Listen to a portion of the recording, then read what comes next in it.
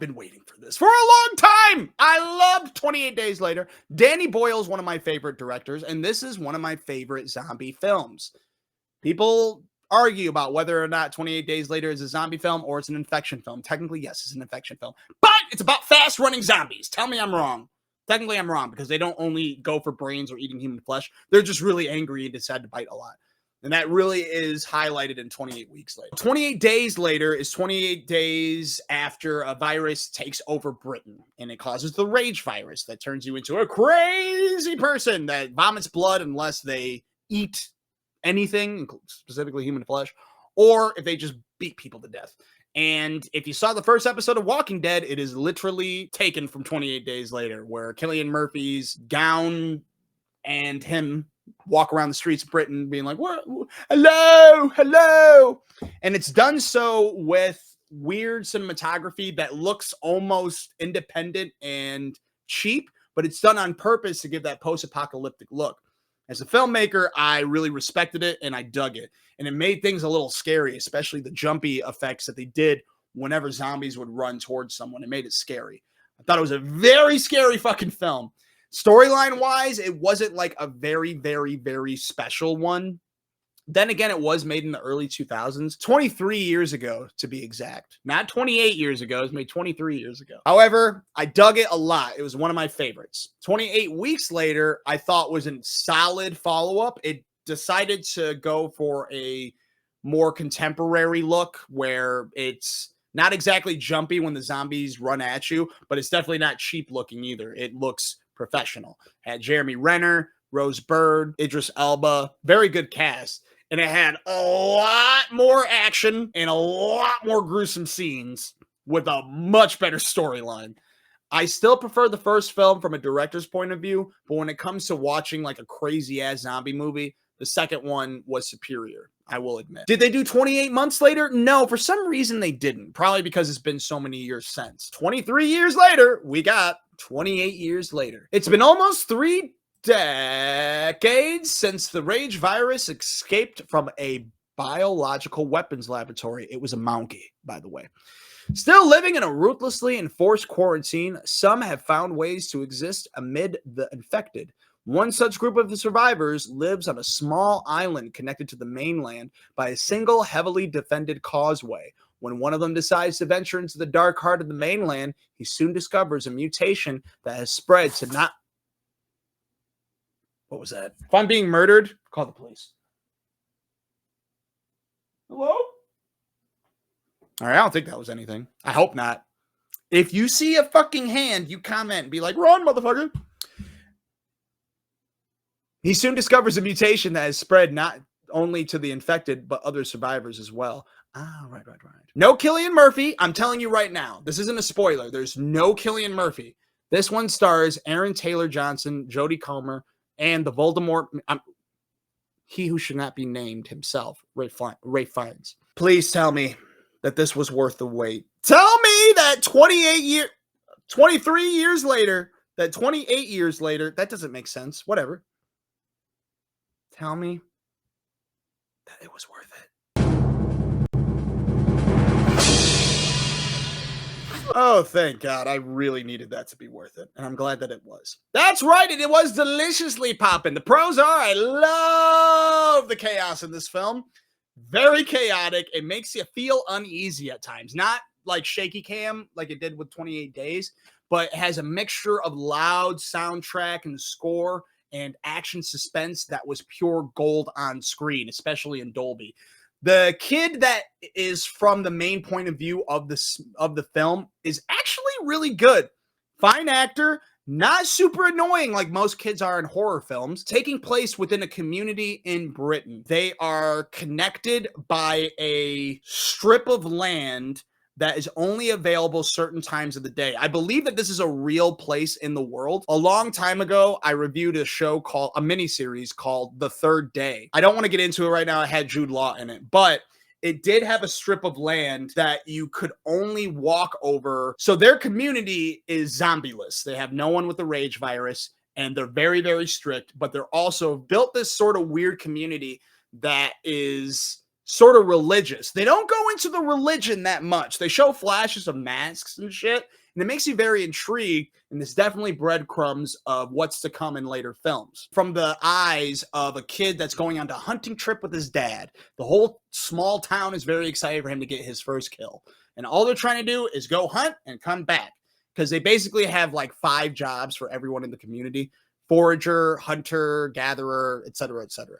Blacksmith, maybe. I don't know. They show you a diagram. I'm like, yeah, that's cool. And I buy that specifically when it comes to some sort of apocalypse. I like the hunting trip with zombies. I was interested in how there are different types of zombies. Yeah, they're all still zombies. This shit's gonna mutate eventually, you know? And I dig that they took some swings at it. The alpha zombies are scary as fuck. Like, sincerely, super scary. I love it. I love it.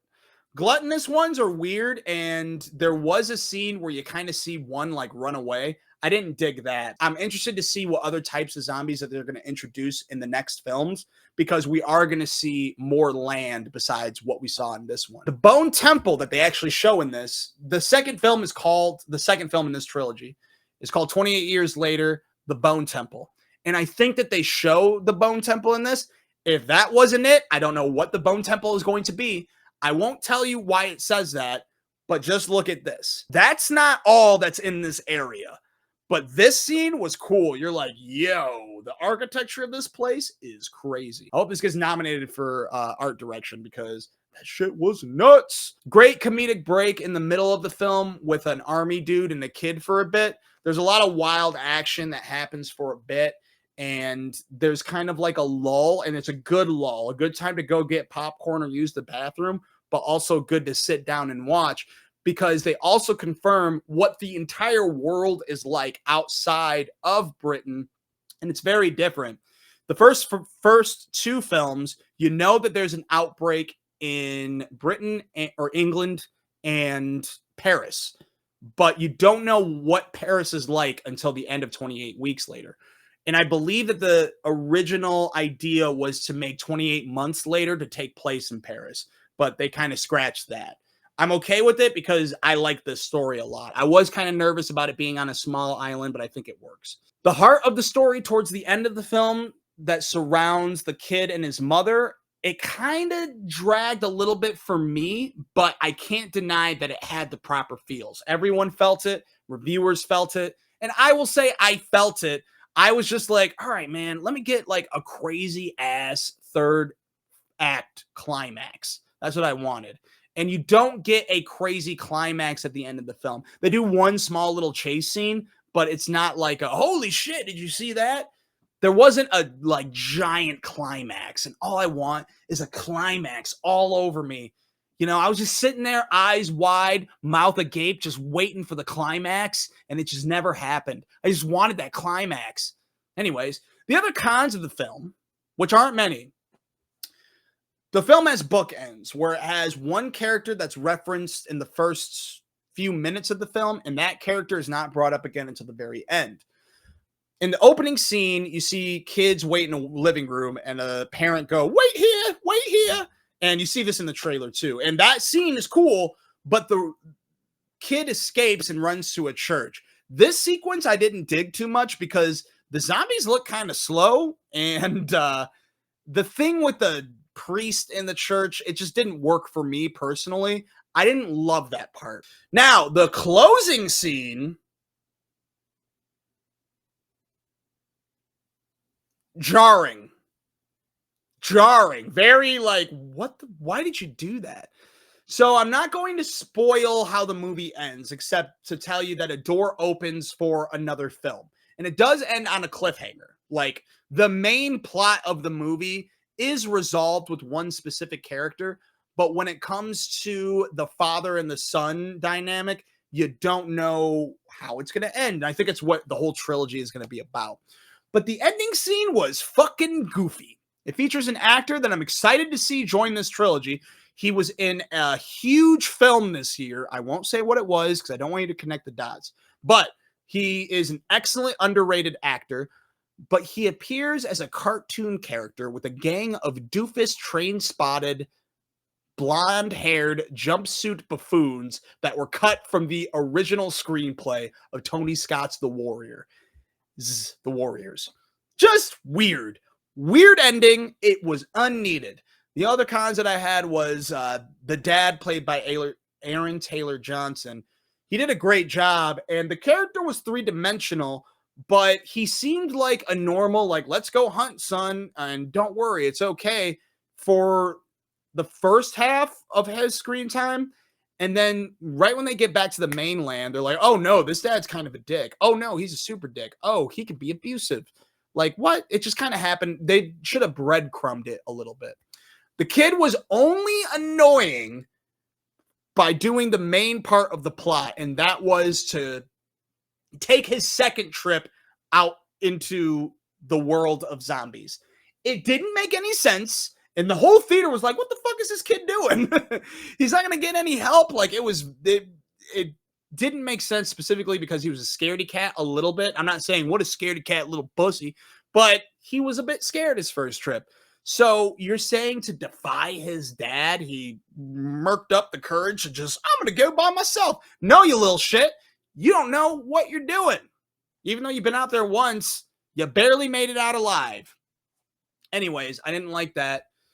And there was a pregnancy scene that was a bit far-fetched that involved characters and a zombie. And the zombie was a bit too chill at first. And I don't know if you could say that it was I don't know. You could say it was animalistic for the zombie not to act rageful, but I don't know what they're doing with the baby either. I can't tell you too much, but it involves that. So I'm excited for the next film, but they should have just showed that new character at the very end of the movie introduce himself. Because he goes, I'm so-and-so, and I can help you if you like. Go ahead and nod if you do. And like, they should have ended it right there, but instead they kept going. And I didn't like that. It's supposed to make you excited for the Bone Temple, but it just put a bad taste in my mouth. I'm like, yo, if this is the tone of Bone Temple, I don't really want to see it. But I do still want to see it. For now, you can definitely count me in for Nia DaCosta behind the camera for 28 years later. Bone Temple set to release next year, and it will feature, according to Danny Boyle, Cillian Murphy's character to return. Nia DaCosta did The Marvels, super underrated. Watch it on Disney+. But she also did what I believe to be underrated, Candyman, the Jordan Peele produced requel that came out a few years ago that you can watch on, I believe, Amazon Prime right now. I loved it. I think she's an excellent director. I'm excited for her to helm this project. I gave this a large popcorn. The only reason I didn't give it butter was because of that weird fucking ending. It was a weird thing to put in there. You tell me what you think of the ending. Tell me right now. Do it. Don't spoil it. Just tell me if you like it or not. All right.